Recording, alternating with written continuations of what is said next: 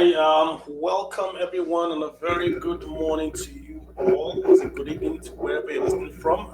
My name is Kalu Aja, and welcome to Money Spaces with me. This is recorded on the podcast as well. Welcome.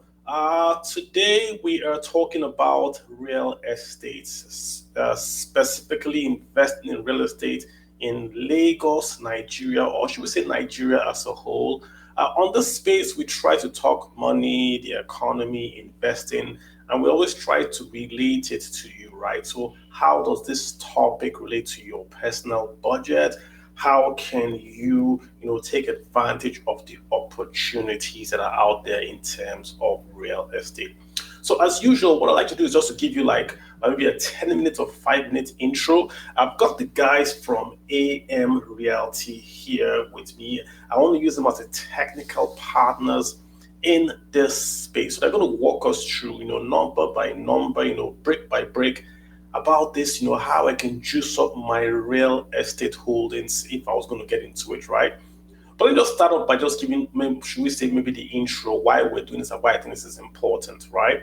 So again, as I said, my name is Carlo Ajay, right? So I got an invite to invest in property in Lagos. This was in Lekki. Someone asked me to come buy a flat. This flat is located after the third roundabout in Lekki. So if you know Lekki, that's going to be like about 40 kilometers or so from law school, way out there, right? And to buy that property, it was being offered for about, say, 22 million. So 22 million to buy a two-bedroom property. And the gentleman said, listen, if you buy it, you just rent it out, and your property values always go up. So you are beating inflation because every year the value of that house will beat inflation. And that's always what you hear, right? You always hear if you invest in this property, the value beats inflation. So is that enough for us to go by? I don't think so. Let me explain to you why. If I take 22 million and buy that property, what's going to be my annual return? The rent in that area, because I checked, the rent in that area is give or take for a two-bed, it will be anywhere from say 500,000. It won't get to a million. It won't get to a million. So you're talking about maybe 500,000, maybe 900,000. I mean, depending on the amenities you provide, right? But let's even say it's a million. Let's even say it's a million, right? So if you divide 1 million by 22 million, that's how you want to get your yield, right? Just do a division, 1 million by 22 million. What do you get, guys? You get about 4.5%. So if you invest 22 million, that's how you want to look at it. You want to look at it like you took 22 million naira and you put in the bank. If I take 22 million naira from my bank and I buy that property, right, this year, because of inflation, the value of that property will go up in price. True. So it will go up, let's say inflation is 10%.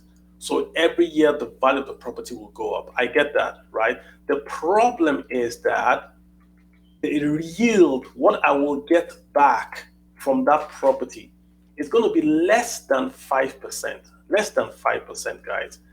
But the risk-free rate of return, when we talk about risk-free rate of return, we'll talk about if I took that money and I put it in the safest investment in Nigeria, that I was sure I was going to get my money back no matter what. What's that investment called? That's called anything to do with treasury. So when you hear treasury, you are investing in the federal government, either a treasury bill or a bond. The difference is just the tenure.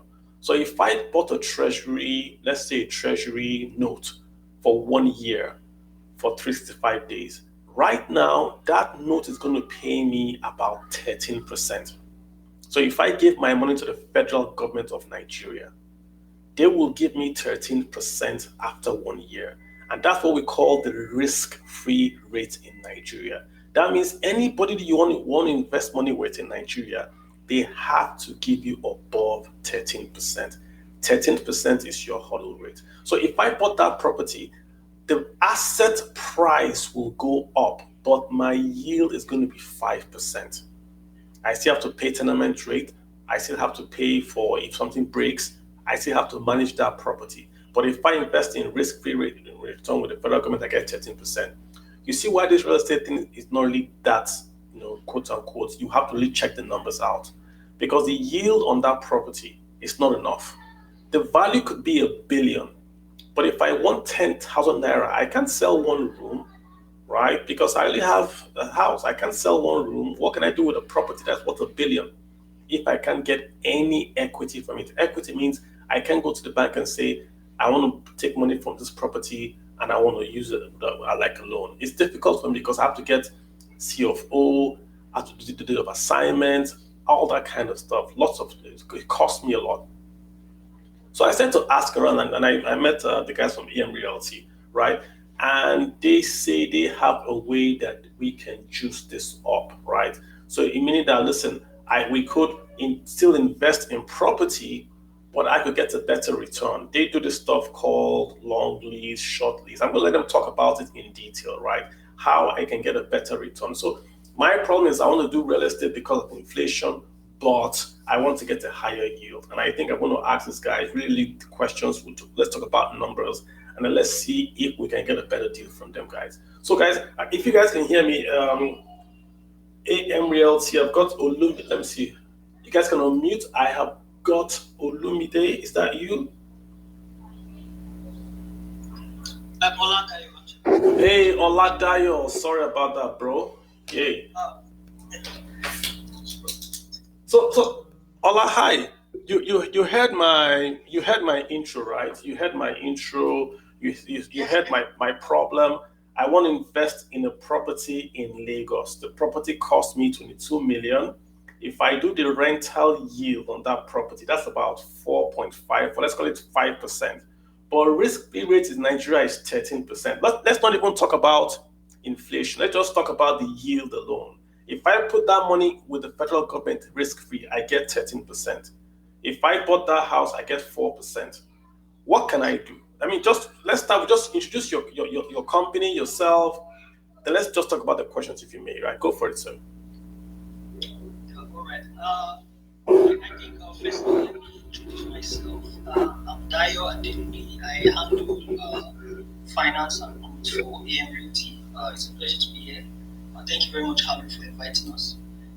Firstly, I would like to, though I'm more of the finance person, so I will speak more on the investing value of this model. So, if my work using our official account at the MPT, we'll discuss more about how the real estate value of it itself and the location and things like that actually imbue value into this and use us and help us to accentuate the value of that property with this model. So, firstly, everybody should know this basic thing. Value any investment, basically. Any investment is valued based on the cash flows that it produces. Whether you are buying a business that's listed on the stock market, or you are buying a small business in your area, or you are investing in real estate, or you are investing in an ETF, for example, or you are virtually any kind of asset, or you are investing in an asset that can produce something for you. Like, for example, someone who buys a MacBook and starts using it for graphic design. So that MacBook itself is an asset that produces income, and that income is the cash flows that you make from the service that you use that MacBook to create. So now I'll come to this model. So let's look at Lagos State, for example. There are different ways to actually invest in real estate in Lagos, right? You can either buy land or buy a ready-built property and probably rent it out, or you decide to live there yourself. So how exactly do you maximize the value of this? And so I and Maiwa, we've gone around because we've seen a lot of different real estate models and different houses. And one thing we see is that a lot of people don't actually factor in this yield that Kadu was talking about, like yield to maturity of this thing. What exactly am I getting if I put this money in this property? What exactly am I getting back? Sometimes we see a lot of houses in places like Yanopaja, places like Beju, Oshodi, Oshini, Surulere. You see most of these houses that have been built for many years back. Those houses are just there. They have been well maintained, and the rental value of that place is still there, but it's not as attractive as before. So what we did now is that how this thing works is that we meet some of the owners of those. So what? Just let me ask. What is this? Is this the long lease now, or is this the? Yes. So we're talking about how long lease works, right? Yes. Okay. So yeah, go ahead. These owners of the property, right? I will tell them, okay, we can help you maximize the value of this real estate, but we'll lease it out for you at this price, right? For this period of time. And most of our models, for some years, we have over 15 to 20 years, right? So what we now do is now we do our research around that area and look for what exactly sells the most. So for this project that we are currently working on, our Crestville apartments, our initial outlook for it was to rent it out because the value of renting out is between 1.4 to 1.8 million for one bedroom apartment and two bedroom apartment between 2 and 2.5. So that was our initial estimate. The model that we initially modeled, right, for that apartment was to put it out at rent. But now, and my outlook on this, we build a long list of agents who, after they've come and seen the quality of the structure that we've put, told us that we actually decided that if it's possible, we short-let some of it and we rent some of it and see how we can average out value around that and maximize the income. Okay. But now we now decide we now valued it at, okay, if for example we are going to rent this place out. So the initial model we did is we valued it based on the amount of rent that we can get over those 15 years. So imagine you. But let me ask you a question real quick before you go ahead, right? So the property is not owned by you guys. You approach someone and you get the property, sort of like a partnership from him. Is that it? Actually, we are outrightly funding that property, but we are leasing it out first, right? They were now subleasing it out to investors. So when you buy it from us, you are getting a deal of sublease. So you are only subleasing that. So another advantage of this. No, I want sorry, London. I want to just make sure I get it right. So yes. When this long lease, right? Who owns the property? Like, if I want to do it myself, do I have to own the property, or I go meet someone that already owns property, and who owns the property in question now? Yes. So you if for example now the apartment that you are buying from us, you own it for that period of time. Is a outlet. It's a right to own. Right? Okay. It's a right to. So you guys own the property, but I'm sort of like leasing the property from you guys. Is that it? Yes. Okay. Yes. So right now you are leasing it for that period, and you are going to get all the economic value of that property over that period. It's coming straight to you. Okay. Throughout the period. So that's how it is. So now, when Kalu first came to speak to us, that initial model was what we do. So Kalu translated it into something like getting a 17% bond, right? That was the initial when we looked at the value of that property. For example, renting it out at 1.4 million for that 15 years. When you get the yield to maturity of that, it's coming around 17.something% per year, right? And that's a very, very conservative estimate because over the period of time, the quality of that building and the area itself, rent will spike. And it's Lagos. There are a lot of people moving into Lagos every day. There's not enough, let me say, space for everybody to live. There's not enough space for everybody to buy. There's not enough real estate for everybody to purchase. We have an housing deficit in Lagos. In Nigeria, Lagos is highest in Lagos because there's so many people and too little. So rent will spike in the next few years. And if you, as a person, come and even inspect that property yourself and you see the quality of the materials, the quality of the positioning of the property itself and everything, you will see that we are actually taking we are putting in so much just to make sure you as investor get. I got you. I want us to look at the core hard numbers, right? Because folks are listening in.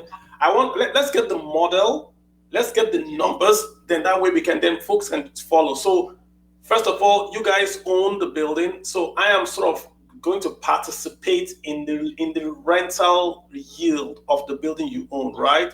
Okay. So now, when we have spoken to, we built a long list of agents, and they've come to tell us that now the value of, so after some time that we decided to short let. So the short let is like people, for example, who are traveling into Lagos, or people who have a conference to attend somewhere, or someone who has something to do in Lagos over a period of time, or for example, companies that have expats, right? Expats coming in from other countries to offer them services, and they want to like get a very, very comfortable place for them to be, right? Illupeju, for example, where that project is, has a lot of manufacturing companies around it, where a lot of expats actually work. So we now the estimate we now decided to put, like we value that this thing for as short let apartments in that place, right, per day is around 25,000, and that's what we initially set out to. But when we spoke to the agents, said the list you can see right from here, like the list that we agents have actually offered to most of the people who have bought from us, and they are rushing it, is 40,000 naira for this one bedroom, and for the two bedrooms around 40,000. Is that a point? Okay. Okay, so again, but I'm trying to just slow you down so that people can follow. Remember that you're trying to explain to people, right? So you get, so a day in that location is about 40 grand a day, right? So if I'm in, great, so link it to me now. So if I am now investing in this long lease, right? Who is going to get it? Does the 40 come to me? Is that what I'm going to get? So how does this work? I'm trying to figure out give me the model. Don't give me the model, the overall model, then we can break it down. You are the owner, of that benefit. You owe 40,000. So we now manage it on your behalf. So rather than you, spending that extra cost, there are a lot of costs in owning a property that generates cash flow, because there are tenement rent, all those stuff. So, and also you have to maintain the property, and waste management, all of those associated costs. So we take on that for you.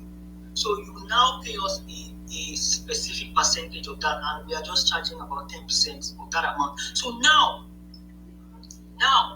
one thing that you have to take into is how exactly we want to make sure these apartments are filled to capacity throughout that period, to make sure that you generate. So in our own model, right, what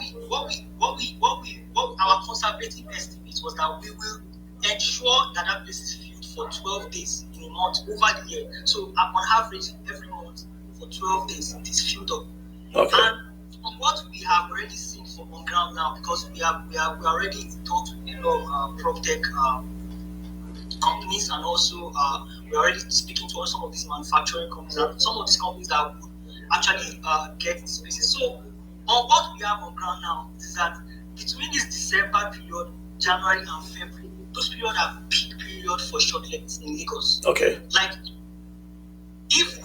because what's on ground now is that 30 days for those 3 months are going to be filled up. So it means that if we've gotten 30 days for those 3 months filled up, we already have 12 days for 6 months straight.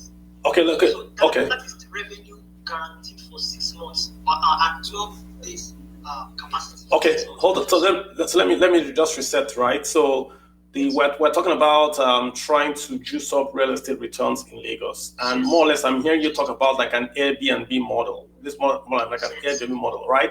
And, okay, and then great, and then we're trying to do the numbers you're giving us is about. So the way it works is this, right?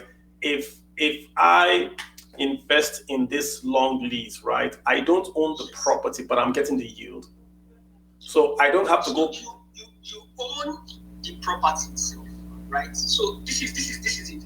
You are not owning the whole property. You are owning that specific apartment. Like what we have, for example, this building now has 12 units, so 2 bedroom and 1 bedroom apartment. So rather than buying, if for example you want to buy land in the place, rather than buying land in that area, for example, if you want to buy land in that which area is around 15-20 million naira before you can build on that. So the cost of that, this is actually reducing the barrier to entry on owning a property and benefiting from it in that area itself.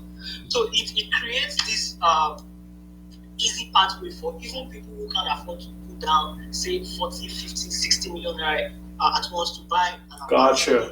To buy a whole land or a whole. So I'm buying the flat. Yes.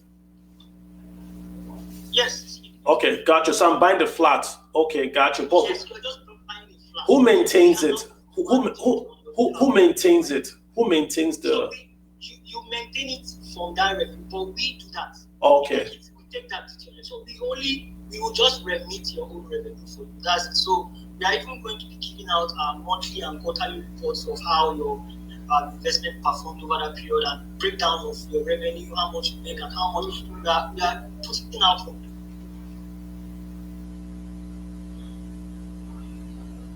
So we are putting out complete transparency on this. So that's the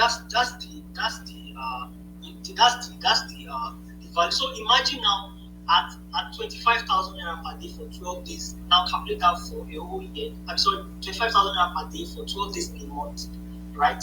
So 25,000 naira times 12, that's about close to 300 and something thousand. And now times 12 months, that's about 3.6 million naira in a year. Now multiply that over the 15 years, and you see that the amount that we're actually charging for that, you get back your investment in the first 4 to 5 years. Okay. So over the remaining 10 years of the 15-year lease, right, you are getting all of that is coming directly into your pocket. You are now getting a return on your investment. Right? All right. Your capital is generated back within the first 4 to 5 years. So it's more like it's more like invest with us now. We have that model already. I got you. Everything is based on conservative estimates, right? Okay. The worst case scenario. So so it's more or less I'm investing, I'm getting that yield, but I don't participate in the running and the upkeep. Is that what I'm hearing? Yes, because we do that for you. Of course, you can do it yourself, right? But we feel like it is better for us to pick up that headache for you, because it is a lot, right? Dealing with regulators, dealing with waste companies, managing, making all that payments. It's a lot of time and effort. So we take that off you, right, for a token, just 10% of that, right? So that's what we do for you, and we ensure that we also take the pain of marketing the property, right? So out of that 10%, we are still taking out of it to market that property, and we have a lot of marketing channels that we are going to use to make sure that those apartments are filled to capacity over that period. So and I've told you some of it, that we are already speaking with some people, with companies and with listing PropTech companies that list all these properties, and or for some of them that even buy it outright for a certain period of time and at a certain price, and they will remit that to you. So we are giving you that opportunity to take off. We are taking off that headache of marketing the property, making sure it is filled to capacity. And again, this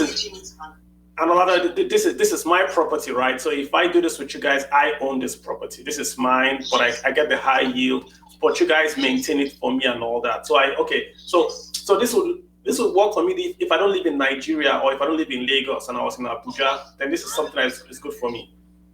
Yes. So so question for you, in Lagos, right?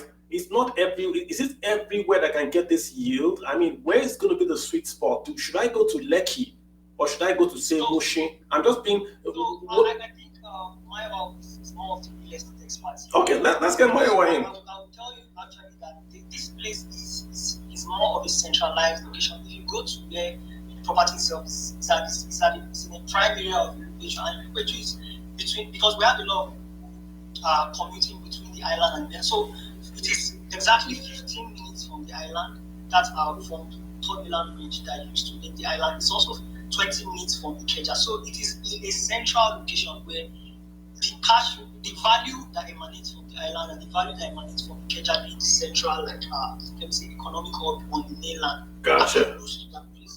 What about taxes, property tax, tenement rate? Who pays that? All of that is paid for it. As I said, it is already calculated between your. So we are the ones who are going to be responsible for remitting all of that on your behalf, right? So it is already calculated into that amount we are charging. Okay, so we are going to be doing that on your behalf, right? And we are going to be remitting it. Then the next income you generate from that is transferred onto you. Okay? So we don't disturb you with all of that, and we manage everything on behalf of it. So that's the way the whole model works.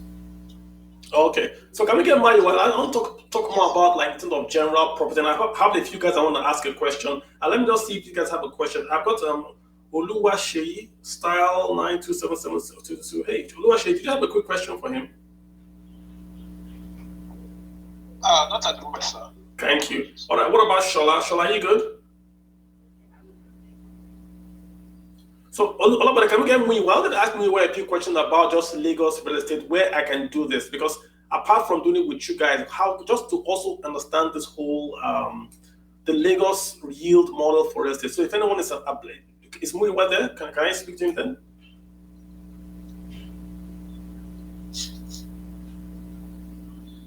Hey, Muyiwa. Got you. So, hey, Muyiwa, hi, how you doing? I can hear you very well. Muyiwa, I can hear you perfect. Go ahead. I just need someone to confirm that I'm being heard. Yes, you are. I don't think Muyiwa might have. Hello? I think he has an issue. Muyiwa, I can hear you. Can you hear me? Hello? Yeah, he has problem. But maybe you can. He has an issue with his mic, I think. Yeah. So, Oladayo, let's talk more about this yield, right? Give me the hard numbers you've spoken. I don't want you to guarantee anything. Hello, Dayo, can you hear me? Can everyone hear me, please? Yes, we can hear you, Mayowa. All right. I think I had a little problem with my network, but I think you are very audible. Everybody's hearing you. All right. So thank you very much, Kalu, for having myself and Oladayo here. My name is Atibolu Mayowa, and I'm the MD CEO of AM Realty Limited. And just to build more points on what Oladayo has said, I'll talk more about the market. I mean, the demand, the location, and our previous projects, and how we feel like Creswell Apartments till date will be one of our best asset producing projects in the next 15 years. So before this particular project, we partnered with another developer to deliver this kind of project, although we did not explore the shop-let market. It was only or majorly built for rental. So we developed one in Surulere and the other at Yaba. And what we're able to observe from those properties was, number one, we figured out that there was a lot of demand for rental accommodation, right? And a lot of people want properties with very good service, 24 hours of electricity, security and whatnot. So we're able to maximize that market by building this similar model, although targeting the rental market. And what's the difference between building the property to target the rental market and building the property to target the shopping market? It's one, you look at the size of the rooms. Two, the number of rooms and apartments in that building. So before this particular project, we had like 2022, average of 2022 apartments per project, right? So I got a call from a client one day, and we wanted to. You dropped a Mayowa. This somewhere for 3 months, and when I calculated, when I calculated how much he would be paying for 3 months, I mean it's almost how much we would be getting for the entire year of that property. So I told Oladayo and said, we really need to build a property specifically modeled for, short-let apartments. We could be flexible with daily rental, monthly rental, or even sublease it to some prop-tech companies that I want to take up the entire project and maybe list it on their platforms, or even make it a monthly service apartment, and even make 2-3 times more than what we have been making on our other project that we delivered. And that's the more reason why we decided to come up with this Crestview apartment. And yes, location is actually very, very key, because whether you build a tastefully built property in the Ikorodu, or you build it in Lekki or in the Lupeju, everything boils around the demand for that particular area and how much people are willing to pay for it. Ilupeju is quite central, just like Oladayo said. To the left of our property, you're driving to the left, you're busting out at Ikorodu Road, you're going back to Ikeja. To the right, you're linking Bedana with Trike to Third Mainland Bridge. So wherever you work in Lagos, you wouldn't see Ilupeju as a bad option to residing. Yeah, Mayowa. You just stay there for like 2-3 days, or you want to stay there for an entire month, or even stay there for like 3 months if you work in one of the manufacturing companies in the region. So all of those integrities, the location, the demand, is something that we really paid attention to before deciding to do Crestview at Mayowa. Can you hear me? And yes, for the rental value that Oladayo mentioned, 25,000 averagely for the 1 bed, and about 50,000 for a 2 bed. As we speak, I feel it's still a little bit on the price.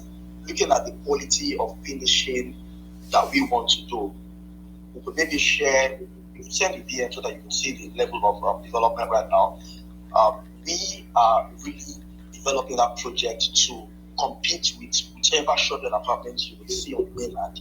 And you'd agree with me that the market for short-let is tilting to the island, not because we don't have demand for short-let on the mainland, but because there are really not a lot of properties that will compete with these island properties on the mainland. And that's something that we try to solve with pressure. Hey, Mayowa, can you hear me? So, Mayowa, can you hear me? Pay attention to the finishing, and also, most importantly, the structure. Lastly, I'm talking about how I feel like AMRT is the perfect real estate firm to strategically invest to maximize your capital.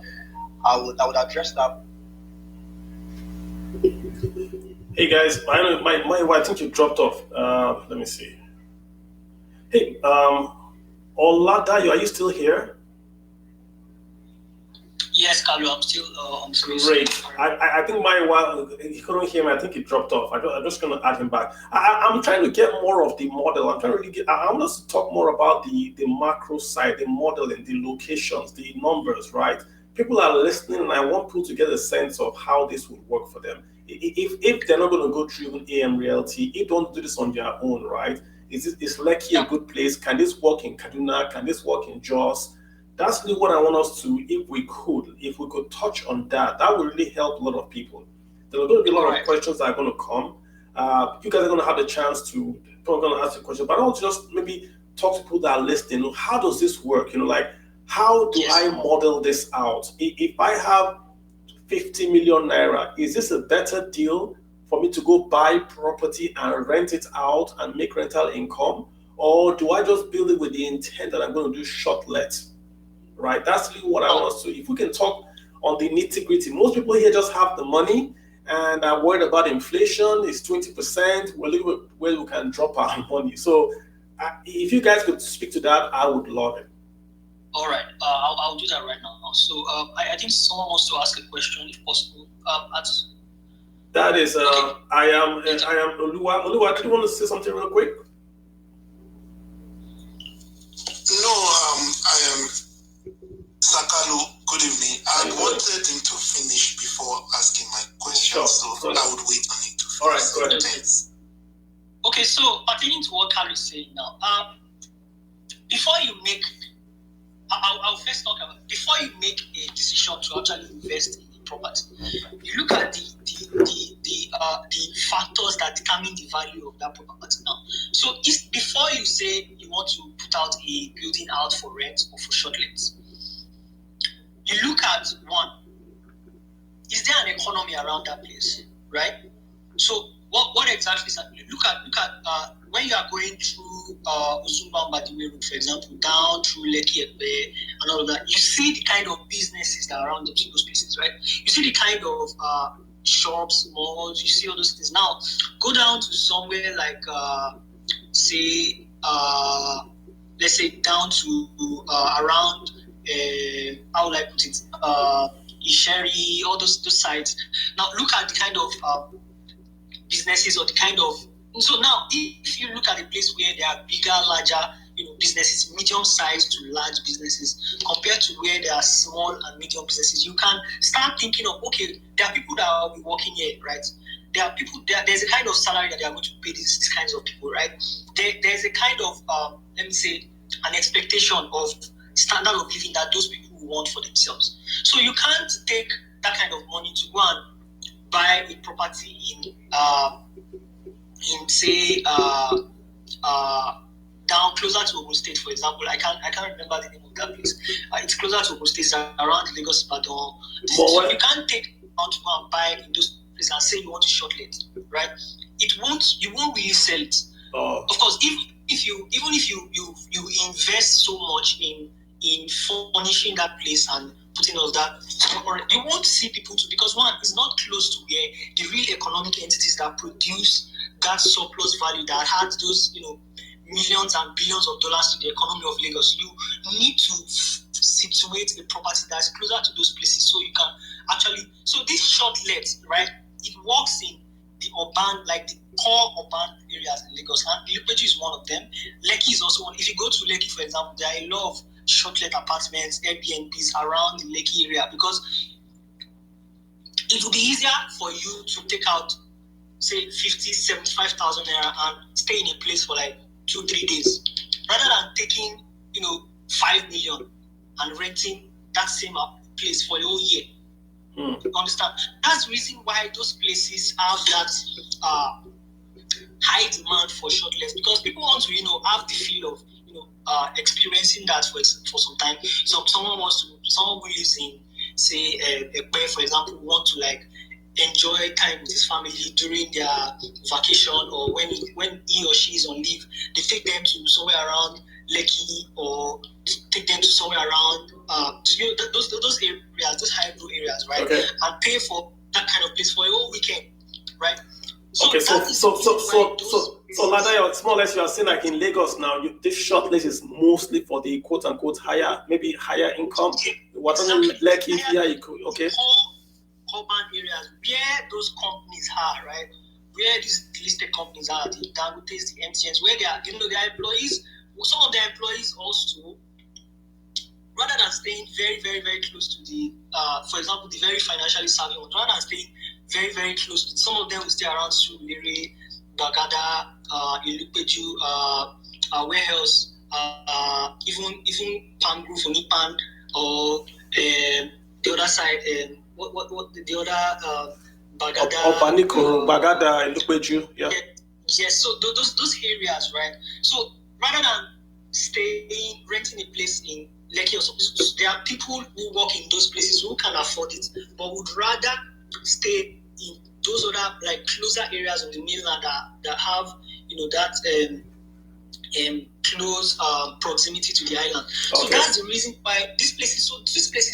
Those Yaba, Surulere, Ilupeju, Bagada, those places derive that value from the island. So that's the reason why shortlet is also valued high in those places, apart from even Lekki alone. So that's the reason why we so you of course, if you have your money, I don't know, I would still have to like do some research on that. I don't know how much they are selling, but of course, if you want to buy a building at that, or buy a land, I don't know if there is still land around Lekki for you, except you want to buy a place and demolish. So what I'm hearing is that if I'm going to do this shortlet, right, it has to be in highbrow, quote unquote. If it's in Abuja, it will be my Definitely. It's not just any. So that means I can't do this anywhere. I can't do this in Ojota. You can't do it. So the only place you can do, if you want to do in those other places, for example, let's say the Ikorodus, the Petus, what else? The the Ikorodu, K2, those areas, right? What you can do in those places, either building or something like that and renting it out at value of those places. It will be very difficult to sell a shortlet, because a shortlet, one thing people who take shortlets want to get is 24 hours electricity, right? They also want to have access to things like dry cleaning services, because people who want to pay that high amount want absolute comfort. So these are the things that we are already factored into what we are. So now I want to make a very thing to note here on the properties that we have now. We have an economic incentive to actually manage those properties effectively, because rather we are selling those units to people right now. We are leasing it out to them, right, for that period. We are not actually making any money on that leasing. Where we will actually make money is managing it for you, and that's the reason why, because we have done our own research, right? We have information that you don't have as an investor, right? We know how to maximize the value of that property. We know what people who are getting shortlets want to have. So that's the reason why we want to manage it on their behalf, right? Rather than just, if you want it, of course, if you want to. But, if, for example, you go into a building and you see that some units are not having as much quality as the other units, there's a kind of, that those places will, of course, will not get the kind of demand that those other units are getting. So that's the reason why we want to take it on behalf of all our investors to actually manage it for all of them, so we can, maintain the same quality around all the units of the. So my last question really is this: yeah, what's the size of the property? Am I doing 2-bedroom, 3-bedroom? What's the sweet spot? Is it 1, 2, or 3-bedroom? Which one works best? For Crestville apartments now, there are 8 units of 1-bedroom apartments and 4 units of 2-bedroom apartments. So they are very. I'm not too. I will have to look into the books to know the real estate aspect of it. I'm just the land itself is I would have to confirm those numbers, but let me come in there. Yeah, why are you jumping here? Hello, yes. Yes, so we have 8 units of 1 bed and 4 units of 2 beds. And it's on the 4th story. That's ground, 1st floor, 2nd floor, and 3rd floor. On the ground and 1st floor, we divided it into 2 wings because, like I said, it was specifically built for shortlet. So, to get entrance into the 1st wing, you go in through staircase area A. To go into the other wing, you go through staircase area B. So technically, you're going through a staircase area, you can only access 2 units per floor, right? So it also gives that sense of privacy as well, because just like Dayo said, it talks so much about giving this to people that maybe walk around and they want to stay somewhere. We're also forgetting the fact that a lot of people just want to even lodge. I mean, they also see shortlet as an alternative to going to an hotel. I mean, I can tell you that 5 out of 10 millennials now would prefer to stay in a shortlet apartment, that does not have an hotel-like feeling. It feels more like home for them. So even aside the fact that we are targeting the working class and we are also using that as a model for occupancy, let's not forget that someone can just walk past the building and ask around that, is this a shortlet apartment? How much is it? And decide to stay there for 3-4 days. So, I mean, it also substitutes hotel for those that don't want to go to an hotel as well. So that was the reason why we paid attention to the design and the structure, which would allow just a staircase area accessing 2 units. So for the size of the apartment, the 1 bed, it's around 19 square meters. The 2 bed has a store also. Every unit has its own private terrace. The living room, the toilet, of course, the kitchen, and the room. That's for the 1 bed. Then the 2 bed has visitor's toilet, a very spacious living room, very spacious kitchen. It has a store also, and also a backward exit. And this property comes fully finished. So, like Oladayo said, we would want a sample interior finishing, and we want an interior finishing for every unit. So we don't want a client that comes and say, he doesn't like how this particular unit is finished. So what we do is the property comes fully finished, so we are not furnishing it, but we already have a design template for how we want the property to be furnished. So we just share the design template to the investors, although we are almost sold out. So when we're sold out, we'll share the design template to all the investors. Then if they have 1 or 2 little tweaks, they can do that while we help them furnish it. So it comes fully finished with water heater, POP, of course, POP fittings. We have DSTV dishes in all the apartments. We have fitted wardrobes in the rooms, and all the plumbing fittings, kitchen cabinets, tiles, doors, windows, everything, aside furniture and your electronics. So everything would have been finished. It's just for the investors to follow the design template, purchase the furnitures and the appliances that we have put in the template for the interior finishing. Then we now help them manage on their behalf. That way, investors or occupants or tenants or clients that will be paying for the apartment will not have preferences for this particular unit because it looks finer than the other. So I don't know if that answers. I got you. So can you guys, so just quick question, just before we hand over to the guys I want to call in. So if I had invested in the one you already have, not this new one, the project you guys already had, like a short or long lease, what was the yield per annum for the one you already have? Do you have that number? Oh yeah, sure. So the one we did at Sohere, we sold the one bed at 8 million, and the rental was 1.2 per annum for 20 years. And like I said, that was built for rental. But this particular one was for short rental. So if you do the numbers, that would be 1.2 by 1.2 by 8. Correct? Yeah, 1.2 by 8. So that's around like 15%. Okay, and that's for the rental, the core rental. Yeah, that's the rental. I know the rental is not fixed. Okay. So we're looking at price increments like every 3 years. But this new one is going to be the long lease one, and the long lease one, you're looking at how much? You're looking at what percentage rent yield is that guy? So if for example the one bedroom units at 25,000 naira for 12 days occupancy, right? For per month, 12 days full occupancy per month, times 12 years, times 12 months for a whole for the how many days occupancy? Sorry, 31%. Sorry. How many days occupancy in a month? Sorry, say that again, please. 12 days in a month. Oh. On average, we average it out for a whole year. Okay. Right. Okay. Yes, 365. So 12 days in a month for a whole year. And that gives me. Once you do that over the 15-year period. Yeah. Or 25,000 naira per day, right? Mm-hmm. So once you do that for the whole 12, that amounts to around 29 to 31% as the yield to maturity for that. So for over those 15 years, you are making about between 29 and 31% yearly. You are projected to make. Right? You make back your capital. The remaining 10 years, right?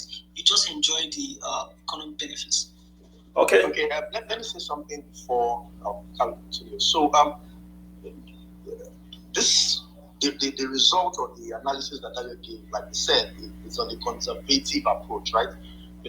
I'm more of the real estate guy that does the marketing and whatnot, and I feel like it's better to underpromise, have clients have this expectation, and at the end of the day, we now get even double what they think. Because personally for us, because we are marketing, if they come today and say, oh, we can even get our apartment booked 30 days in a month, because 30 days, we have 30 days in a month. So, I mean, there's a possibility that you get your apartment even booked 25 days in a month. So if you use that number at 25 days, I mean, you'll be getting almost double the returns that Tayo just said now. And just like he said, we are not really making money off selling this lease. We're making money off managing it for investors that we are subleasing to, right? So we are motivated as investors because the more money we make for them, the more money we make off management. And the 12 days, like I said, is on a conservative approach. So if I want to be realistic now, we strategically planned Crestview because we know that we'll be delivering. We started building around January, February. So we knew that we'll be delivering by December because we're like 90% completed. So the plan was the first 2-3 months, let's achieve about 25 to 30 days. Because a lot of people come down to Nigeria to see their family from the Keja airport, and we have just 12 apartments there. I can tell you for a fact that it wouldn't be that difficult to get the apartment fully booked, for December and maybe first 2-3 weeks of January. Gotcha. When that peak period ends, I mean, we have another peak period coming our way, which is the forthcoming elections. We have a lot of, politicians or women that would likely want to stay around hotels or neighboring around their LCDs, right? So we would also have people coming in there. I mean, that's another February, March peak period. When that ends, we would have enough reviews from people that have been staying there, because the 25,000 and 12 days occupancy that we're targeting was a conservative approach. So we're looking at, okay, worst case scenario, if no one knows about Crestview, can we get this place built 12 days? Even if an hotel is built, they also really do advertisement. On average, if an hotel is built in that particular place without advertising, it will get 12 days in a month, without advertising. Like people just passing and referring other people that, oh, there's an hotel here. Not to even talk of a fully serviced apartment that not just works for an hotel replacement, but also for expatriates that would likely want to stay there 2-3 days. Maiwa, so the numbers are very encouraging. Maiwa, a question for you as well. So I should answer that. So I was looking at the model again a few days ago, and I told Maiwa that I think we should keep one of these apartments on our books. Even though we are going to run at a loss on the whole sale, right? We will be able to benefit from those the exact revenue that's coming into these apartments on a daily basis for the shortlets. So we have one of those. So we'll be able to like fully maximize our own. That's what we are still deliberating on that, right? But it is very possible that we will keep one of it to ourselves, because we are looking at the agents that we have spoken to and what they've told us. We have gone back and looked at it. I think it will be economically optimal to actually keep one of those apartments on our books. Let me ask a question. So let me ask a question. Sorry about that, guys. So if I had a building or I had a land and I wanted to hand it over to you guys and say, hey, I have something in Lekki, or I have maybe a 5-bedroom duplex in Lekki, not even a flat, maybe a luxury 7-bedroom house. Can you guys turn this to what you're saying? Can you turn my house to short lease? Is it possible? I think Maiwa would be best to answer that. Yeah. So what we do is we do a little viability and our own due diligence, go to the location, how accessible is that property to the major expressway. These are the things that really drive the shortlet, and also what we have around that particular vicinity. So when we do all that, I mean, it's very possible. All we just need is the info and the location. We go check it out, and within 5 to 7 days, we send the proper reports on how we can maximize that. So all right, guys. Great. I think we've had enough. Let's see if we can get folks that want to speak. I've got a lot of folks here that are. So if you want to speak, just give me a hand check, and I'll just call you on to speak. Yeah, go for it, Eriolua. Good evening, Sakalu. Thank you so much for your powerful space, and I must commend the guys that came around with their company. Their vulnerability and sincerity is obvious in their presentation, and the product, them being sincere enough to speak about the 10% like that without hiding it up front, it's commendable. And I just want to ask a question from them that, how much is the payment? When is the apartment really going to be ready? And is there a clause in the agreement that if it is less than 12 days or 10 days or whatever, you guys will cover up, or you wouldn't? So how is that area gonna be? That would be my first question. Then my second question will be that, okay, after all said and done in the 15-12, how would I know as your client that, okay, this month it's 30? How is the accountability? Thank you. Great question. You guys want to take it up? Hello? Who wants to take it up? Who's going to take it off? Okay, let me take it off. So we intend to deliver by December, to be precise, first week of December. What is left for us to do is the tiling and wrapping up the concrete stamping for the landscaping and whatnot. So in the contract, we are going to state it there clearly that if we don't deliver by that period, I mean the date that was promised in the contract, we'll be paying you the rent accrued for that period. I mean, if it's per month or per day. And for the 10-12 days that you mentioned, that if we get below 12 days, will there be any?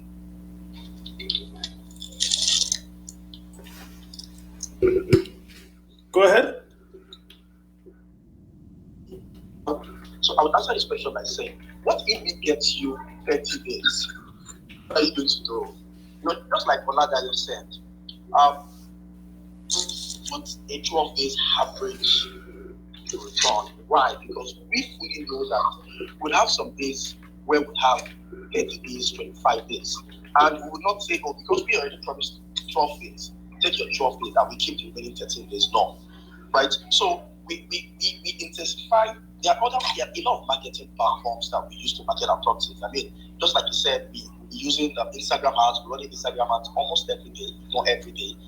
We have several agents. Sometimes agents alone are enough to fill in the apartment, but we have other platforms as well. We also have flexible options to put it up for like monthly service apartments, or even give a PropTech firm that wants to list it. Some of the PropTech firms are offering to, pay us something a little bit lower than our expectation, but pay up for 30 days. So take for example, the one bed is going for 25k. They can decide to pay 15 or 18,000, but they pay it for 30 days. Why they now list it on the whole platform for maybe 30k? Because they feel like they can make money off it. So there are different ways you can optimize your return. But you saying that after you must have delivered the property to you, if you don't do 12 days, would there be any implication? I think it would be a little bit unfair to include that in the contract, because we are working towards delivering 25 to 30 days. I mean, making your apartment fully booked. That way we'll be able to even make more money for ourselves off management as well. So the days where we get your apartment fully booked, like say 30 days, it means that we have been able to satisfy the clause of 12 days for 3 days. So the management also has its own ups and downs. There are times when you get fully booked, there's times when you get 12 days, there are times when you get 13 days, there are times when you get 9 days. But an average annually, we can be rest assured that your returns on a general annual basis would not be less than the 12 days average occupancy in the month. Okay, and well, let me just, since you're on the topic, I have a guy on Twitter, King David the First, is asking what services are available to the occupants, and do you guarantee this 12 days? Is it a guarantee, or is like you're just making an assumption? So these are his two questions from King David the First. Okay, yeah. So for the services, the one bed, aside the outright payment for owning it for 15 years. In the Excel spreadsheet where all the analysis and returns were clearly stated, we already added the cost of furnishing, right?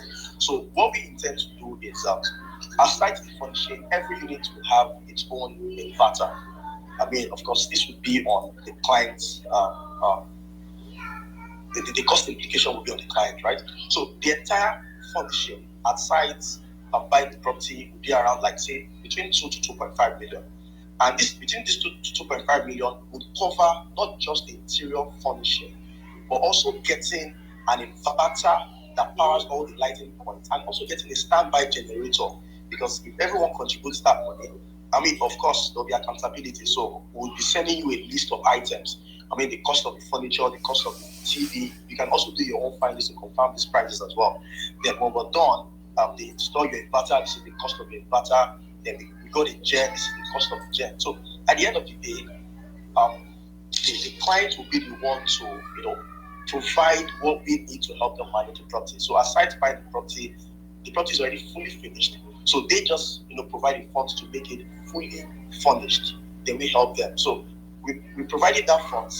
It means that 24 hours electricity is already guaranteed. We are already guaranteeing 24 hours security. The other recurring expenditure will most likely be incurring will be the utilities that their occupants are consuming. Maybe they're providing internet. Every unit will have its own prepaid meter, so maybe they're consuming utility power, the security and waste management. All of this will be clearly stated in the contract that will be sharing with the clients. For all of the terms are clearly stated there. Gotcha. So, the second question again is it 12 days a guarantee, or is it like an assumption? Just to make sure we got that clear. Okay. Before let me get that. So, sorry, let me answer that. So, in accounting, there's something called conservative. There's a conservative accounting principle, right? Like, what is the list? What is the exact rather than state something on your, rather than state the let me say an appraised value of something on your balance sheet, right? You are saying the exact value. So if something is worth 1 million today, and next day is worth 2 million, even on your own listing, you are still valuing that at that exact 1 million, right? Then also you are going to state, if, for example, you are projecting or you are forecasting profits on an asset, right? The profit that is going to make, you are going to make from the income that the asset is going to generate. You are going to state a worst case, like the list, like a conservative estimate is what you are going to state. So that's the reason why we are specifically saying, right, that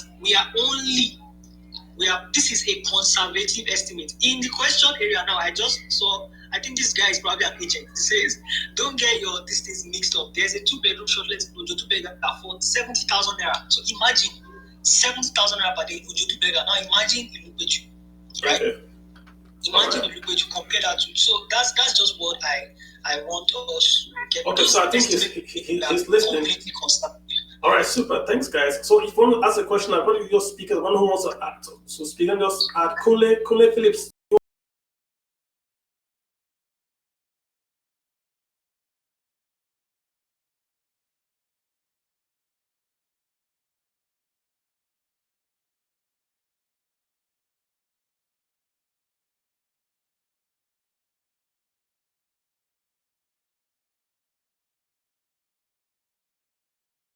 I can hear you. Yeah. So, I would just ask. I've been listening for some time.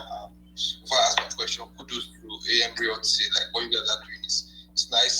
And I would just ask, like, who, in case of like an unforeseen circumstance, maybe like maybe theft, damages, or maybe a pandemic, something like what happened 2020. Like what happens? Like, do you guys have any plans for that? Like, where you know that, okay, you won't be able to get up to 12, like, visitors per month. Like, what happens then?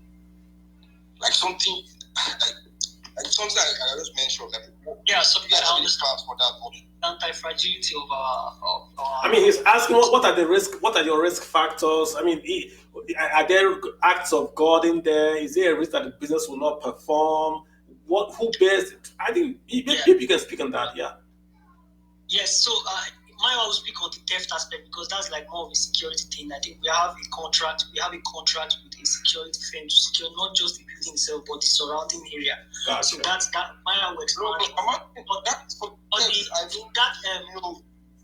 they're very funny, like of course. So let's speak to that. It might be tenants that would steal some things themselves. Let me speak to that.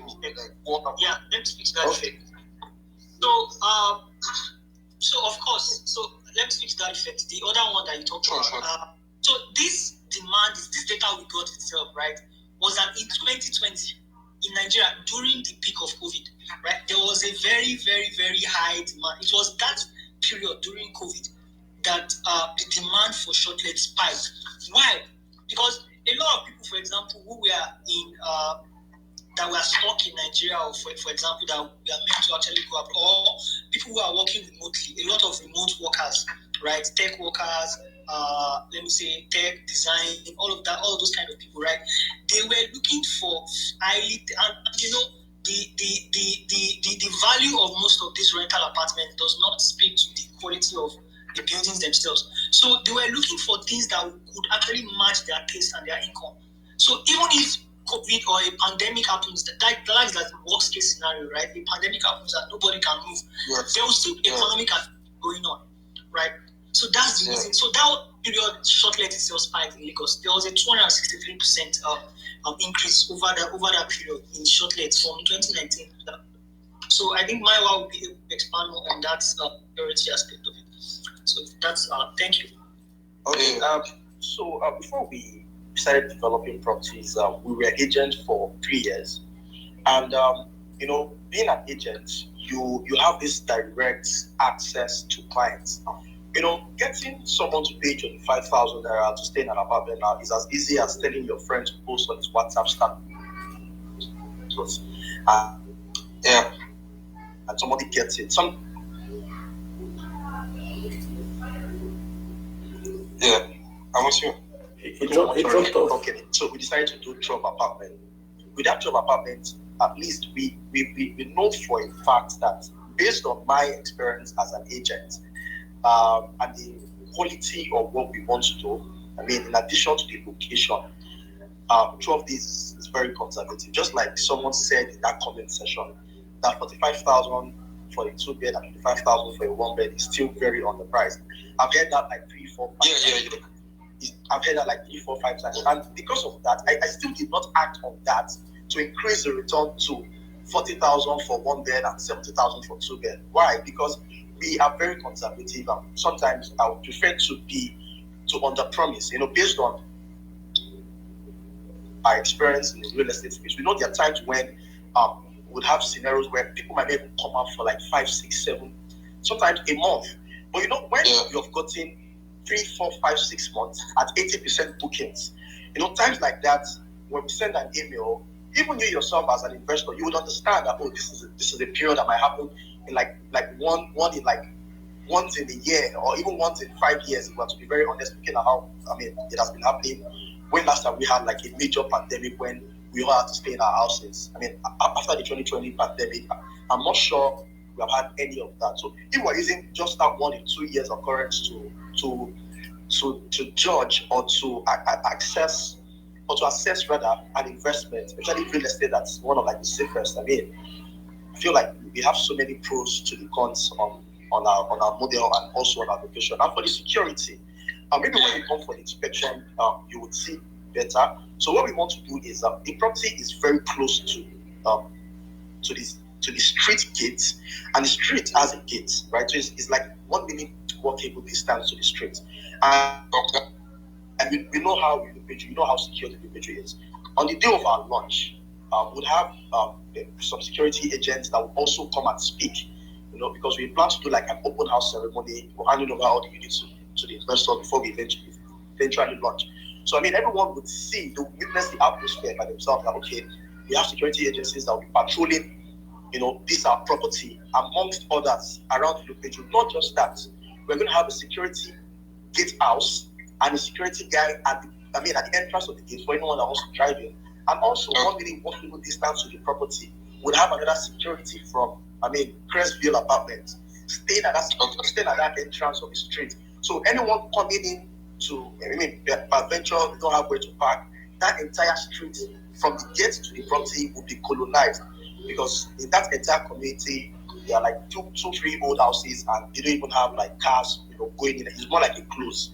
So we'll be speaking to the communities that we are providing extra security to this particular street, and that way sometimes we need to park if we don't have enough parking spaces, because we have like 6 to 7 parking spaces in the entire building.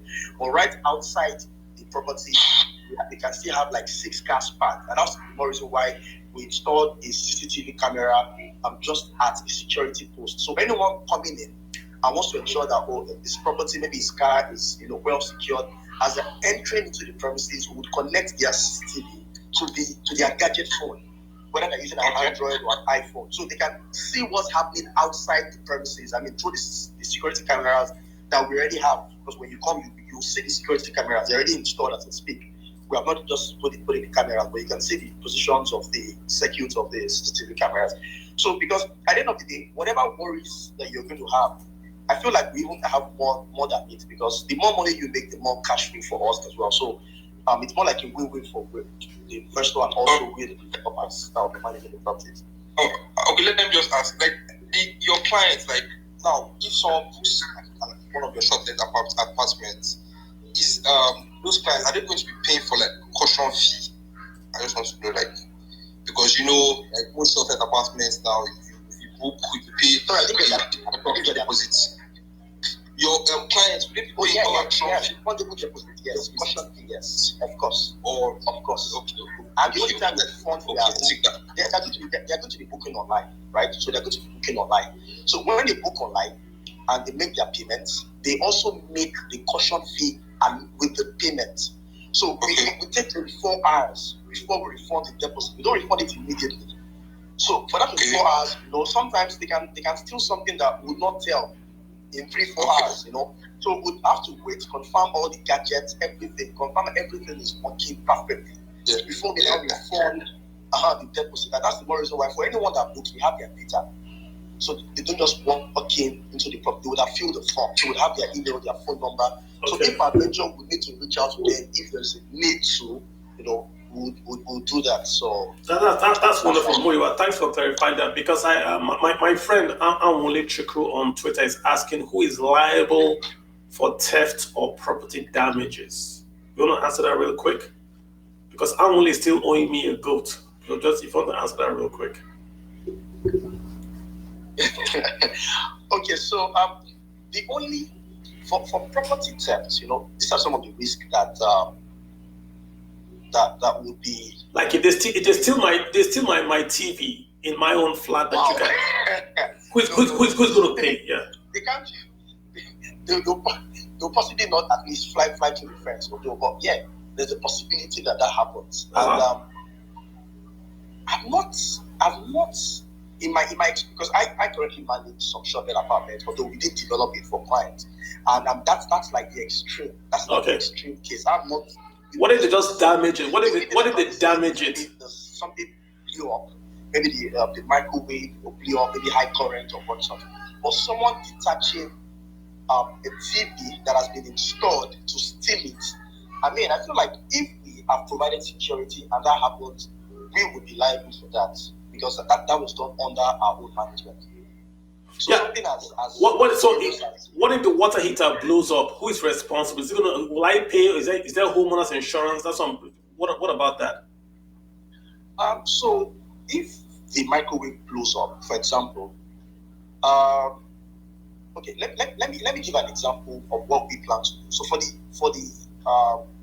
the power, like I said, it's going to be more of an hybrid power system. So an inverter, a generator, and also utility power. So there are times when we have utility power from Ikeja Electric or Eco Distribution. It's too high. What we want to do is we're going to install some I don't know if you know this particular socket that we plug directly to the circuit. So all of our gadgets, like maybe a freezer, TV, or say a microwave, would not be plugged directly to the 13 amps. Okay. So we're going to have I've forgotten that equipment. That's what we use. Okay. So before anything blows up, that's the thing that will blow up immediately. So we're already making arrangements to ensure that things like that don't happen. I mean, these are the things that can be mitigated. Excellent. So every possible thing that can be mitigated, we will be handling it from our end. Okay, that works. Obasi, I don't know if you want to ask a question. Steve Obasi. Okay, so yeah, they already asked the question I want to ask. I wanted to ask about if there is a issue of a major damage. Okay. Who takes responsibility? Gotcha. I think he answered that. Yeah, he answered that. So, and also, guys, I sent you a DM. If you look at your DM, someone just sent me a DM to send to you guys. So I've sent you a DM from a fellow developer. He wants to talk to you guys. So if you look at your DM, it will be there. Just making sure you guys see it. All right, guys. So, we'll be here about an hour. And let me just reset the room. We started off by talking about investing in real estate, right? And I was making the point that I was given a property to buy in Lekki for about 22 million. Rental there was about 500,000 for a 2-bedroom. Even if I make it $1 million, that's less than a 5% yield on that investment, right? But if I took $1 million and I gave it to the federal government, which is going to be the risk-free rate of investing in Nigeria, I make 13% as at today. So it doesn't make any sense in terms of yield only, right, for me to invest in property, because the property value goes up, but I don't make any yield that even beats risk, right? I'm taking the risk, but I don't do that. So that's why I was interested in this long and short leasing option. I spoke to AMLT outside Twitter, and I said to just bring them to Twitter just for us to talk about what they do and how they do it. They've talked about what their model. They get the building. I buy a flat or I buy ownership in a flat in the building, and I'm able to then earn the yield from that flat, but they do the management. So if I was abroad, or if I lived in Abuja, or if I lived in Ikeja, I could do this in Lekki with them, right? And to get that yield, they've given an indicative yield that are nearly, that can beat inflation. I'll put it that way. So it looks like a good deal. And if folks have asked questions, they'll be able to answer, I would say, to the best of their ability. I'm very honest too. So Muiwa and Oladayo, do you guys want to say anything as we start to wind down? We'll spend around an hour here. We just start to wind down the space. I mean, if you guys want to make any closing comments, how can we contact you? Are you guys online? I know you're on this Twitter page. If you do post something on the handle here, I will share it. But how can we contact you? And do you have any closing thoughts? And if anyone wants to speak again, send me an invite and I can. Tunji, your hand is up. What's up? Yeah. Before you close the space, I just wanted to say I'm working on a prop tech startup, so I would love to see how I can work with AM Real, see if they are open for that as well. Sure, go for it. I mean, it's an open space. We have to help ourselves here, right? So the good thing I like. I see that might need. Yeah, all right. So, of course, we have our Instagram and Twitter pages. You can always DM us there, and you can always reach out to me personally on my phone number 070-3515-0875. That's my personal phone number. You can always text me or WhatsApp. Can you say that phone number again, sir? But most times, I always prefer you text me first, so I'll be able to fix a bill, because there's my of course, we have a lot of engagement and all of that, so it's always very good to text first. Of course, you can also text or call Mayowa at his phone number. His phone number is 081 0816-399-2451. So you can always reach Mayowa by here on WhatsApp or phone call. So basically, guys, can I get? If you guys, give me a second. I feel like we've said most of it. Olabode. But of course, we are forward looking, right? And we are, of course, we are exploring far more opportunities for growth. We want to grow as a firm too.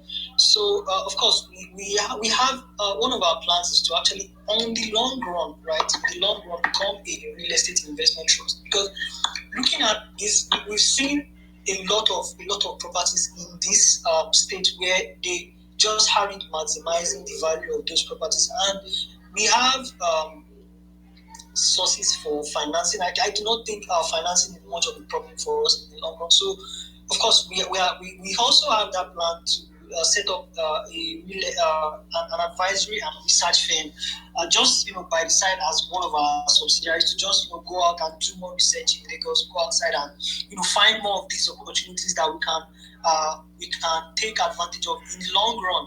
So that's on the table for us. And so of course, if you are an investor, right? If you have a fund that you are managing and you want to deploy, of course, we are open to partnering in that regard. We already have some strategic investors that some financial investors, right? That we are looking at partnering with on some other projects, not just this Crestville. So you can see that for Crestville itself, we are completely funded. We are absolutely funded for this project. We are not using your money to complete the project. We are funded outright for the project, right? So we are basically forward looking on this, and the opportunity in front is immense. It's completely immense. I think it's a no-brainer to buy at Crestville Apartments, to buy whether the one or the one bed, to sublease the 1 or 2 bedroom, right? It's a complete no-brainer, right? It is, because we, as I said, we are looking to see if we can retain one of those apartments on our books. So it is still something that we are deliberating on. So that's all I would love to say. I want to get Abdul Malik to speak. Abdul Malik is a good friend of mine. Is also into the property side of business in Nigeria. I think let me just maybe what's more to say. Malik, you got the floor. Go ahead, sir. Okay, thank you so much, guys. Malik, also introduce yourself, please. Halfway, but I must say I'm very, very convinced and impressed what you guys are doing. And Kalu, if you remember this discussion we had about 2-3 weeks ago about fractional ownership of property, this is just it. Somebody's just buying a bed space or a room in a short-let apartment or complex, and making his money. You don't have to own the whole thing, have CO4, have all the stress of tenement rates, service charge, all those things. Somebody's taking care of it for you. So this is the way to go in real estate investment, and this is the only way we can build REITs in this country, and then grow the share of real estate as a share of the GDP in the economy, because like you said, somebody's looking at federal government bonds, compared to rental property that they will pay you when they want to pay you. And then at the end of the day, you end up spending the whole money maintaining the house, and all that. This makes absolute sense. So well done, guys. And I'll definitely be reaching out to you. And let's see how we can work together. Thank you very much. Well, that's great. So Malik, maybe he didn't introduce himself. He's that's the MDC of Malik. Introduce yourself now, I beg. So that people know who you. I'm just a regular Arsenal fan. Don't mind him.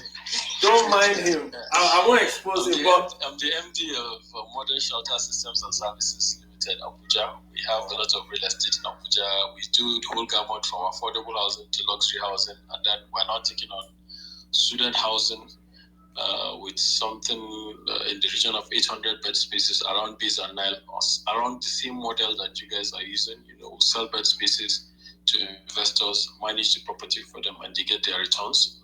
And then we signed a management agreement with a group in Dubai, Strategic Housing Group, around these things. They're already doing these things in Dubai, in Saudi Arabia, and all those things, and we intend to bring it down to Nigeria. But I'm very happy that Nigerians are already doing this, and they're successful at it. So by the grace of God, we will definitely work together with us, inshallah.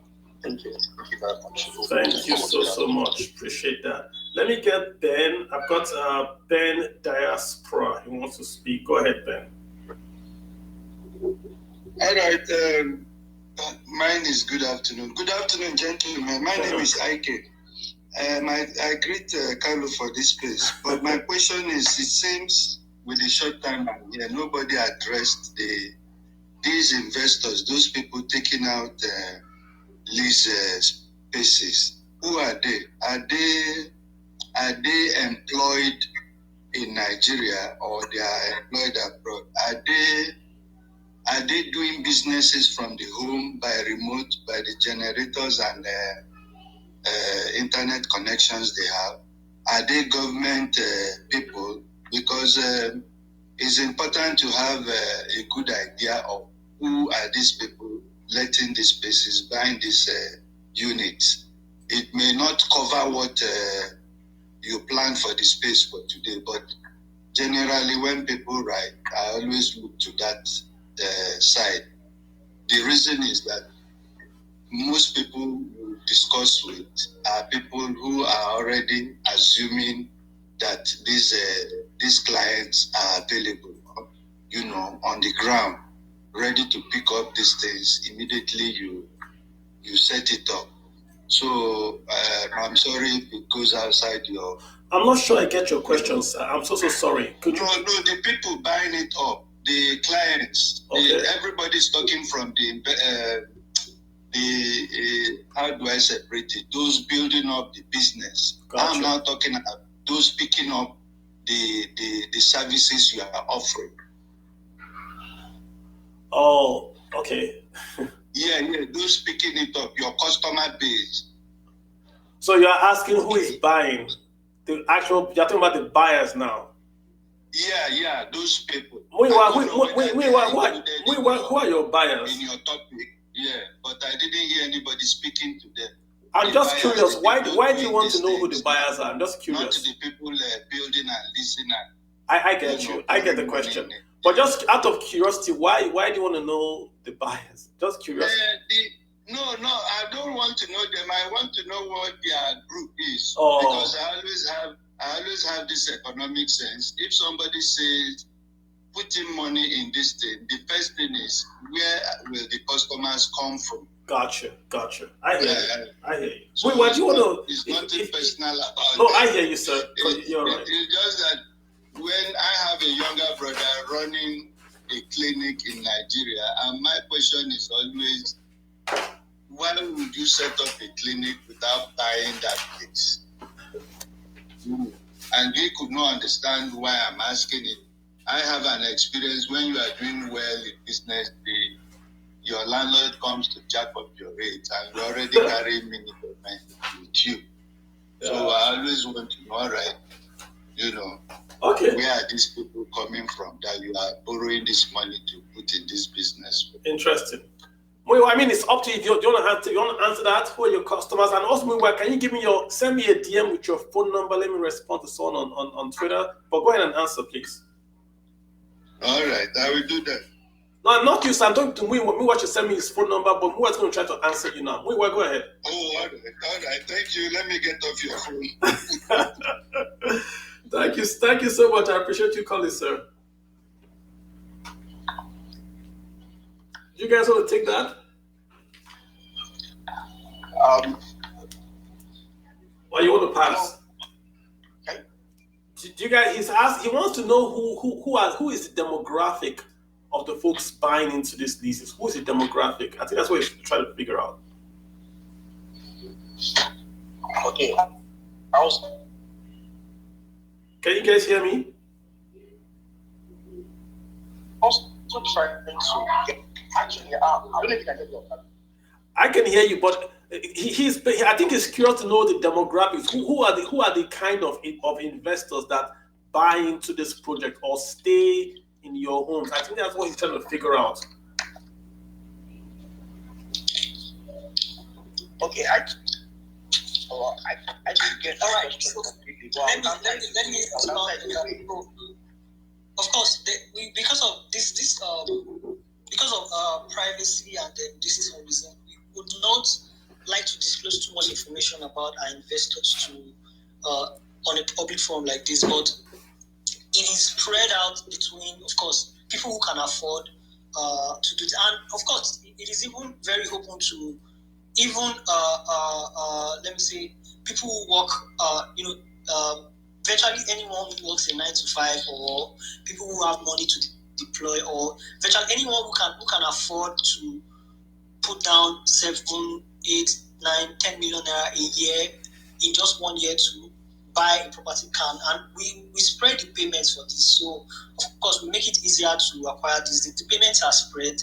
For example, some of those of our investors that bought in whether August or September, we are giving the opportunity to spread that payment in 3 months, right? So of course, if you can afford to put down that 2 million naira today, so that's just the old. But we don't like to give too much information about the kind of people who are buying. That's understood. That's understood. Yes, so appreciate that. That's more of that's a, let me say, because of contractual all of that. So that's not an information that we will be too willing to put forward. But of course, it is people who can afford to buy it, and virtually most working class people can afford to, because the barrier to entry is significantly lower than buying a property worth putting out, like forking out 60, 70, 80, 100, 150 million naira to buy a house in Lekki or something like that, or whether anywhere in Lagos. So that's this reduces the barrier to entry for it. So that's just what I would say. Okay, thank you so much. Okay, can you give me your phone number? Does that answer your question? Yeah, it does, sir. Can you give me the phone numbers again? Folks are asking me on DM. Could you take it a bit slower this time? The phone numbers, please. Go ahead. Yes, it does. Yeah, all right. Thank you very much. Can you get the phone numbers, please? Mr. Kaluse, can I want to get the phone numbers just to respond. So can you guys give me your phone number again? Oladaya or Muiwa? Can you give me the company phone number just so I can respond to someone real quick? I don't know if they can hear me though. I don't think they can hear me. What's this called? Oluwa, please go ahead, sir. Maybe. Oh, so sorry about that, guys. I was muted, right? Muiwa or Olabode, could you give me your phone number so I could just put it up on the Twitter real quick? So sorry, I was muted. Could you guys take the phone number again a bit slower this time, please?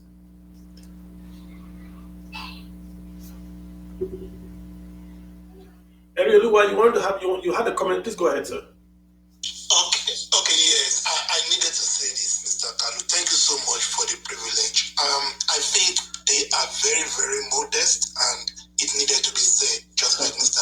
Abud Azik did say that, you know what, their business model is top notch, but more than anything, I think because of their modesty, I would also be getting across to them. I am in real estate here in South Africa, and seeing them being this honest and modest, especially in a place like Lagos, it should be commendable and we should support them.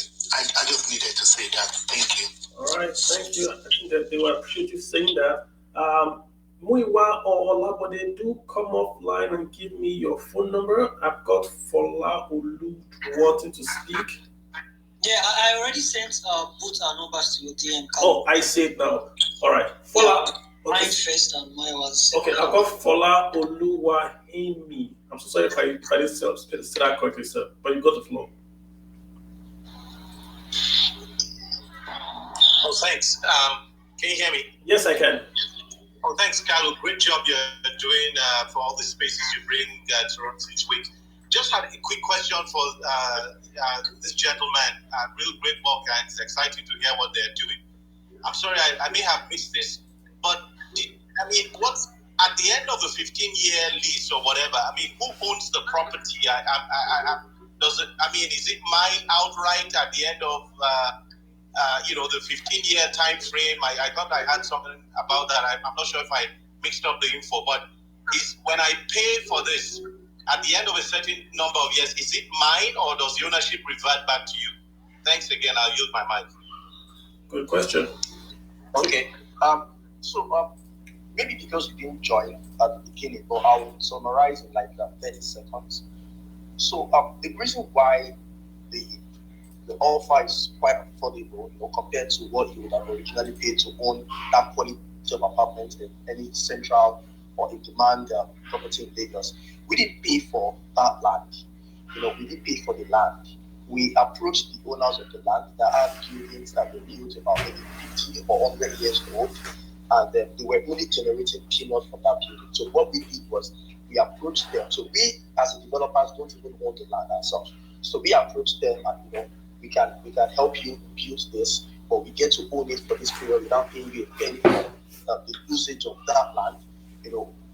At a certain period of time, say within this period of lease, we now give you back this property to use for your personal use. So you're only allowing us to optimize our investment within this period of lease without paying you a penny. We only pay them like signing fee and ground rents because they were collecting certain rents before we started developing. So we pay them what they were collecting as the rents, maybe double of it, while we build for that period of time. Then our lease then starts to count. Then after that, we then revert it back to the owners of the land. So this time around, this property is not being reverted back to we as developers, but back to the landowners. I see. Thank you. Okay. All right. Super. All right, guys. So let us get closing remarks. I think we've had a very, very good session with my sister and myself. I am interested in this. So let me just say you have my attention. I'm happy to do more study, but I think it's a good way for me to get yield out of real estate in Lagos. So this is what I already get, and I think we've had a very, very good session. So guys, let me let the MD CEO come off mute, give us your closing remarks, and then we'll just start to wind down. Thank you.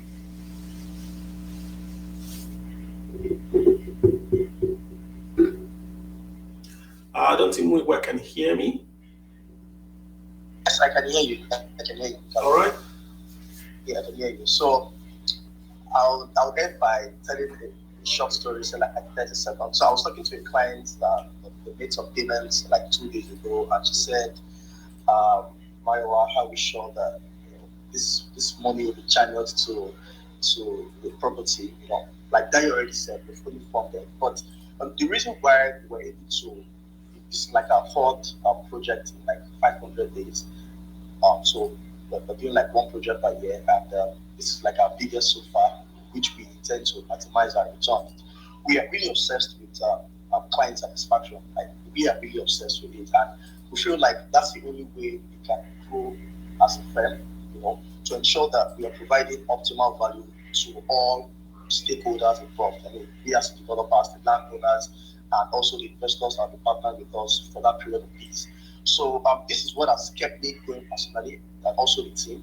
and would love to do more and even make this even more accessible and more affordable in the nearest future. And we're very happy to be on this session with Carlo. We really appreciate it, and we're happy to end by saying we look forward to doing even more things together as partners and also with your followers. Thank you very much. Thank you. I've got Adisad Nigma, last comment. Thank you, sir. Real quick. Adisad Nigma, go ahead, sir. I see your hand up. Yeah. Okay. It's Adisad Enigma. I'm a broadcast journalist and I'm a content creator. I'm a broadcast executive in Nigeria. So I just joined your space because of your what's it called, pedigree, and somebody that I really trust and listen to.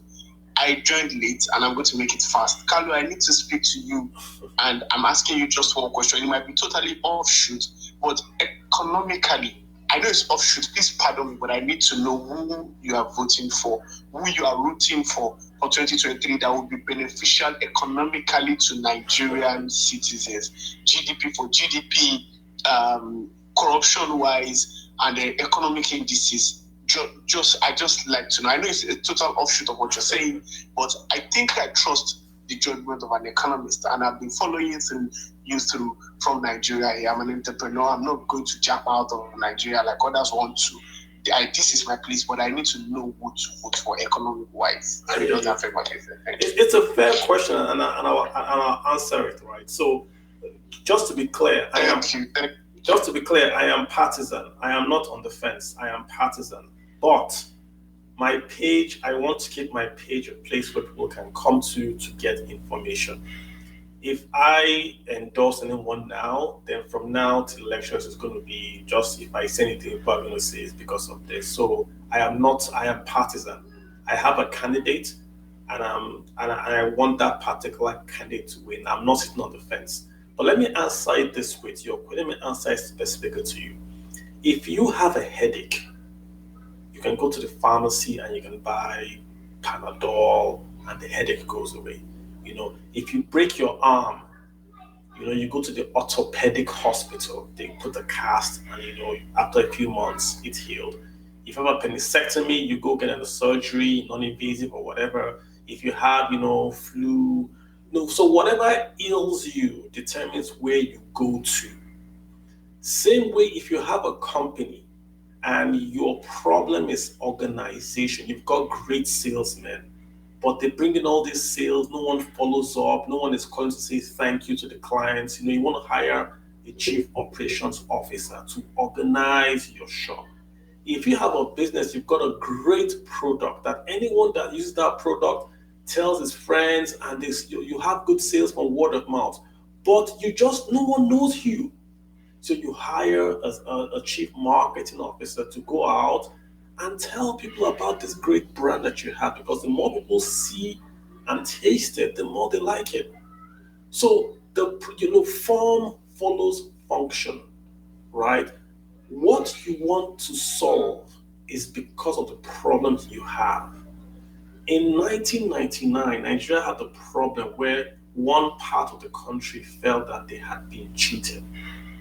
If you had brought the best governor or the best human being from any part of Nigeria apart from that region, it would not have solved the problem, because the problem there was not economics or insecurity.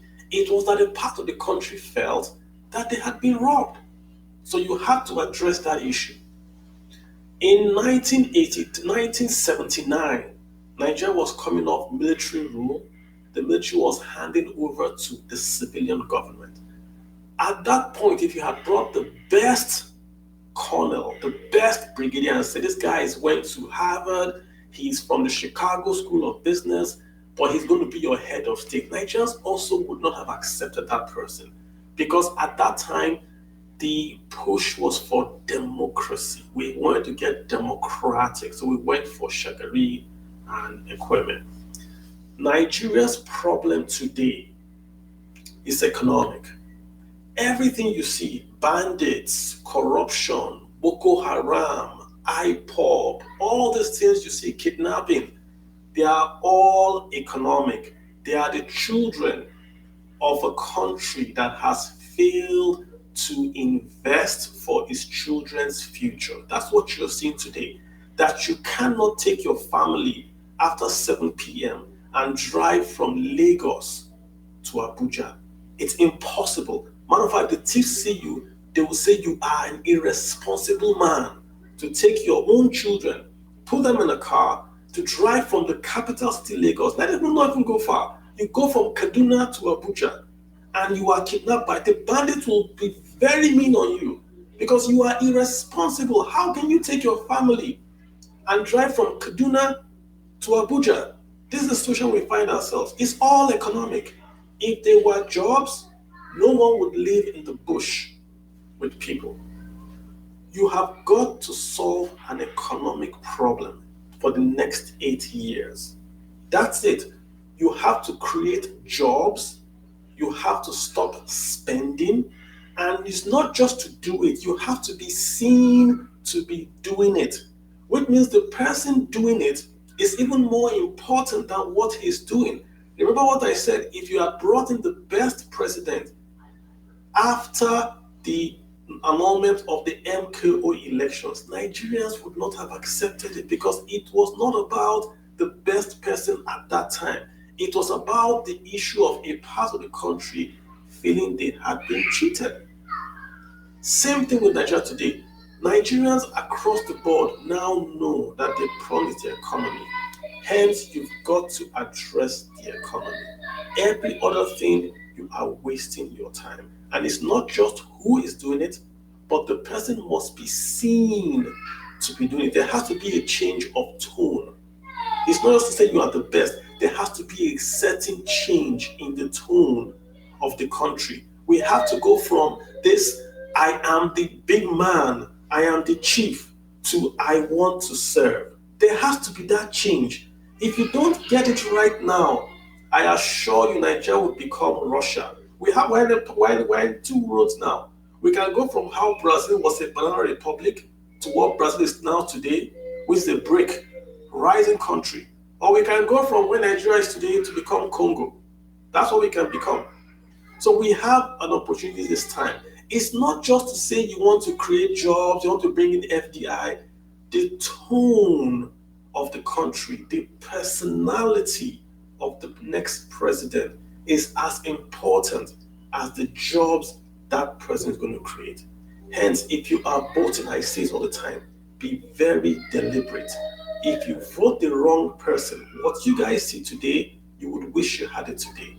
Or if you vote the wrong person, I'm just telling you, Nigeria is the greatest nation in Africa, and you might say in some parts, if you count maybe 10 nations on earth, you would count Nigeria. We have everything here: gold, oil, people, coastline, water. All we do not have, all we have never had, is a leader that you can look up and say, because of this man, I will go to work and I will not take a bribe. Do you know what it means for a worker not earning enough to say, I will reject a bribe today because I know in 4 years' time, my family will benefit? We've not had that leader before. Every civil servant today wants to go to work and take a bribe because he knows when he leaves work, he has got to feed his family or to build a home. You need a leader that people can look at and be proud that they are Nigerians. That's all I'm going to say. So go vote your conscience. I'm pretty sure if we to election, I'm going to do an endorsement. I'm pretty sure about that. But for now, let me just use the space to do what I'm doing, which is just to talk about finance, money, and the economy. Hope I answered your question. It was long, but I'm so sorry. Oh, you did. You did. I'm actually just looking at because of the the impact it's going to take on my own business economically. I've looked at the candidates, and it's not even for me about the candidates, but the people that they would employ as ministers, and of course the guy that everybody is routing for. People are picking loopholes in what he's saying, but because I'm not an economist, I'm just a marketing consultant. And yes, we did a little bit of economics in marketing and brands and communications and all of that. And I'm also in communications. I don't know all the semantics that are therein. But If that guy, if that person wins, then the Nigerian GDP will double just by expectation alone. Just by expectation alone. In economics, central banks track expectation. If you go to you see economic readings, you see the central bank tracking what you call the expectation. If the economy, if the people in an economy believe that the economy will get well, the economy gets well. It's not prayer point, it's not faith. It's an economic theory. Yeah, you can Google it. Guys, Google it. Expectation is tracked by the Fed, is tracked by the Central Bank of Nigeria. What is the consumer expectation tomorrow? If that candidate wins in February, let me tell you what will happen. First of all, dollar will go up by about 120 naira or immediately without anything happening. This same dollar you are seeing at 735 will automatically fall to about 500 without anything happening. Write it down. Without anything happening, to just come down, because it's at 700 because people do not trust tomorrow, so they are investing in today by buying dollar. Once tomorrow is clear, why should they hold dollar? You know what I do with dollar? You don't earn interest on it. So dollar will crash, then foreign direct investments and remittances will go up. You guys will be the one looking for, they'll be chasing you, they're going to rush you to come and work. And I'm giving economic data, I'm not saying faith or let's pray about it. It will happen. So you've got to vote right. It's not, will the other guys bring FDI? Yes. The other guys will bring FDI. The other guys will also bring a fall in Naira. Yes, they will. But remember what I said, Nigeria needs a change in tone. Everybody can build a road. My gate man, if you give him FAC, he will build a road too like any other governor. But my gate man cannot do this change of tone.